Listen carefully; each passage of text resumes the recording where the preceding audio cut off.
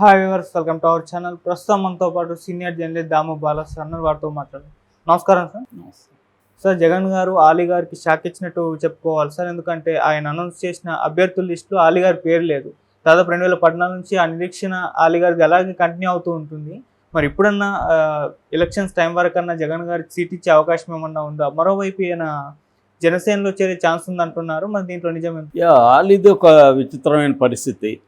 అంటే అతను కమెడియన్గా very popular. Screen మీద ఆలీ కనపడగానే నవ్వుతారు, అంత పాపులర్. రెండోది అతను బ్రహ్మానందం తర్వాత అన్ని ఎక్కువ సినిమాలు చేసిన వ్యక్తి ఆలీని కమెడియన్గా. అంటే దాదాపు 10 సినిమాలు కంప్లీట్ చేశాడు.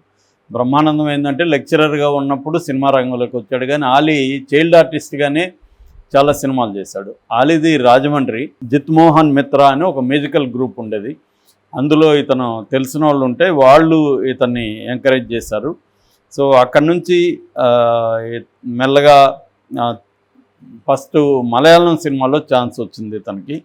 ఒలవం తీరవం అని 1970లో 1970లో చైల్డ్ ఆర్టిస్ట్గా వచ్చిందనమాట.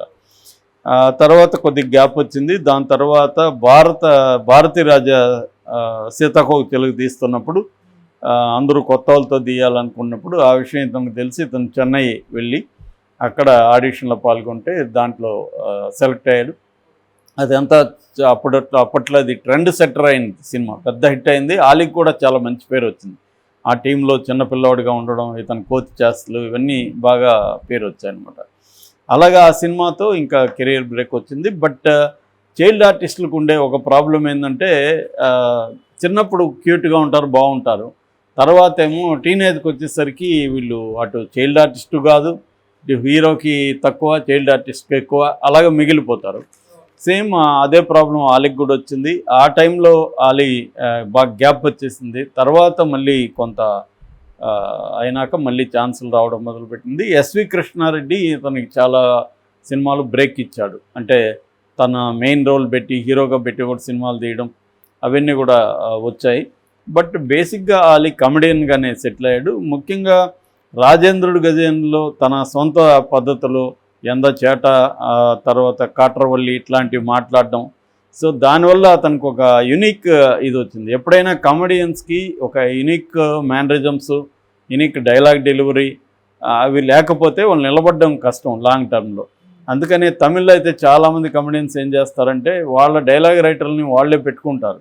గౌండ్రమణి సింధులు కానీ, తర్వాత వివేక్ కానీ, వీళ్ళందరూ ఏంటంటే ఒక డైలాగ్ రైటర్ని వాళ్ళు పెట్టుకొని మెయిన్ సినిమాకి రైటర్ ఒక స్క్రిప్ట్ ఇస్తే దాన్ని తమకు అనుకూలంగా మళ్ళీ వీళ్ళు రాయించుకుంటారు అన్నమాట. అంటే ఒక యునిక్ స్టైల్ని క్రియేట్ చేసుకుంటారు. మన తెలుగులో కూడా రాజబాబుకి ఒక స్టైల్ ఉంది, అంతకుముందు పద్మనాభానికి ఒక స్టైలు, రేలంగికి ఒక స్టైలు, రమణారెడ్డికి ఒక స్టైలు, ఇలాగా ఒక్కొక్క కమెడియన్కి ఒక్కొక్క స్టైల్ ఉంటుంది లాంగ్ టర్మ్ నిలబడాలంటే.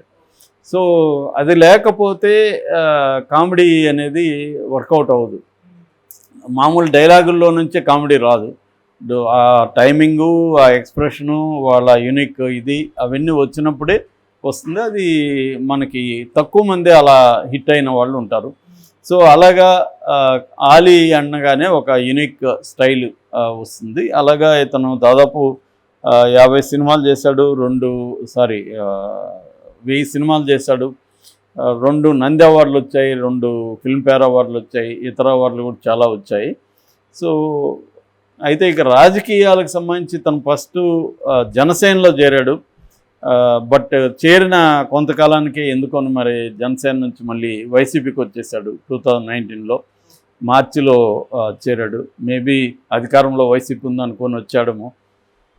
కానీ వైసీపీలో చేరిన తర్వాత కూడా ఏదేదో పదవులు ఇస్తారని పుకార్లు వచ్చాయి, బట్ ఏమీ జరగలేదు. ఫైనల్గా ఎలక్ట్రానిక్ మీడియా సలహాదారుకి ఇచ్చారు. దానికేం పెద్ద ఇంపార్టెన్స్ ఏమి ఉండదు.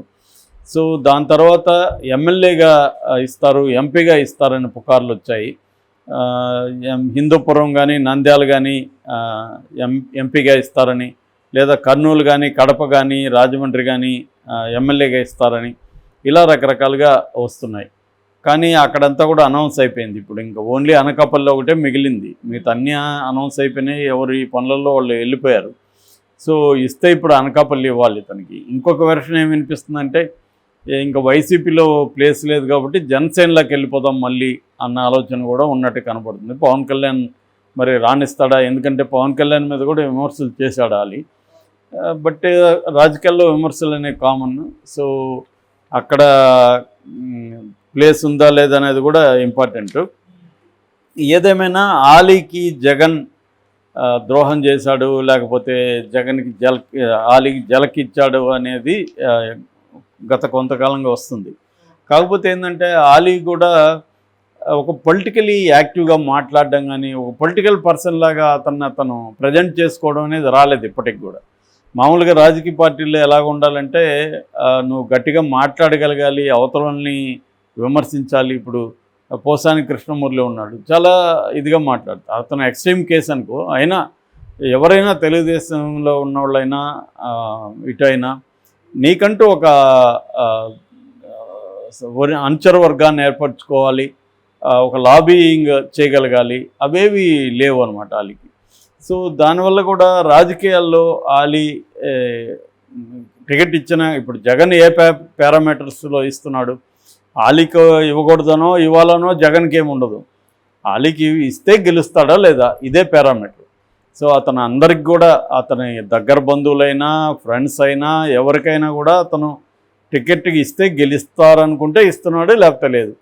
సో ఆ క్రైటీరియా వచ్చేది. చంద్రబాబు అయినా క్రైటీరియా అది. అందుకని ఇప్పుడు అన్ని పార్టీల్లో ఎందుకు ఇన్ని అసంతృప్తులు ఉన్నారంటే వాళ్ళు టికెట్ రాలేదు. వాళ్ళు ఏమనుకుంటారంటే నేను గెలుస్తాను ఈజీగా అనుకుంటాడు. ఆలీ కూడా రాజమండ్రి నుంచి ఇస్తే నేను గెలుస్తాను అనుకుంటాడు. కానీ జగన్ 4-5 సర్వేలు అక్కడ చేయించినప్పుడు ఆలీకి అక్కడ గెలిచే పరిస్థితి లేదు అని ఆలీకి ఇవ్వలేదు. సో ఇది వైసీపీకి ప్రత్యర్థులుగా ఉన్న తెలుగుదేశం మీడియా వాళ్ళు ప్రచారం చేస్తారు. ఏది ఆలీకి ద్రోహం చేశాడు జగన్.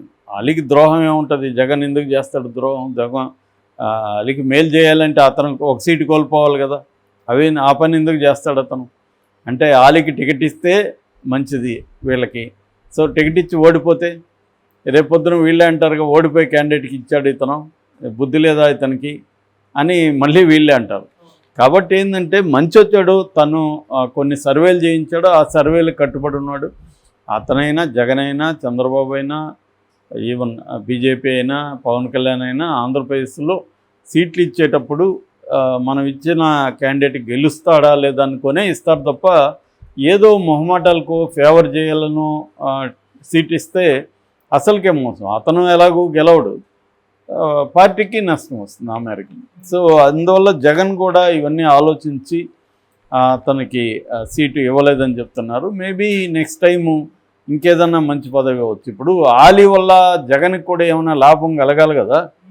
సో అది కలగాలంటే ఆలీ అగ్రెసివ్గా పోయి క్యాంపెయిన్ చేయాలి, పార్టీకి హెల్ప్ చేయాలి, ఎవరినైనా క్యాండిడేట్ని గెలిపించడానికి ఆలీ కూడా తన వంతు కృషి చేయాలి. జస్ట్ నువ్వు పార్టీలో చేరిపోతే నీకు ఎందుకు ఇవ్వాలి, నీ వల్ల పార్టీకి ఏంటి ప్రయోజనం, ఇవన్నీ ఉంటాయి కదా. పోనీ నీకు ఒక నియోజకవర్గంలో అయినా పట్టు సాధించగలిగవా, అది లేదు. రాష్ట్ర వ్యాప్తంగా ఏమైనా పార్టీకి ప్రమోషన్కి ఉపయోగపడుతున్నావా, అది ఇప్పటివరకు అయితే లేదు. పోనీ మీడియాలో గట్టిగా వచ్చి జగన్కి ఎందుకు ఓటేయాలి అని చెప్పి ప్రత్యర్థుల్ని విమర్శించడం ఇవన్నీ చేస్తున్నావా, అవి కూడా ఏం కనపడలేదు. సో ఈ రకంగా ఏంటంటే ఆలీ ఒక రాజకీయ పార్టీలో చేరుతున్నాడు కానీ తనకు కావాల్సిన ఒక అట్మాస్ఫియర్ని క్రియేట్ చేయడంలో ఫెయిల్ అవుతున్నట్టుగా మనకు అర్థమవుతుంది.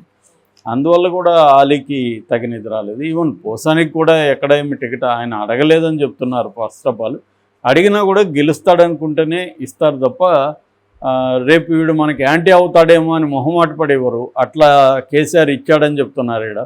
అందువల్ల కేసీఆర్ నష్టాన్ని ఎదుర్కొన్నాడు.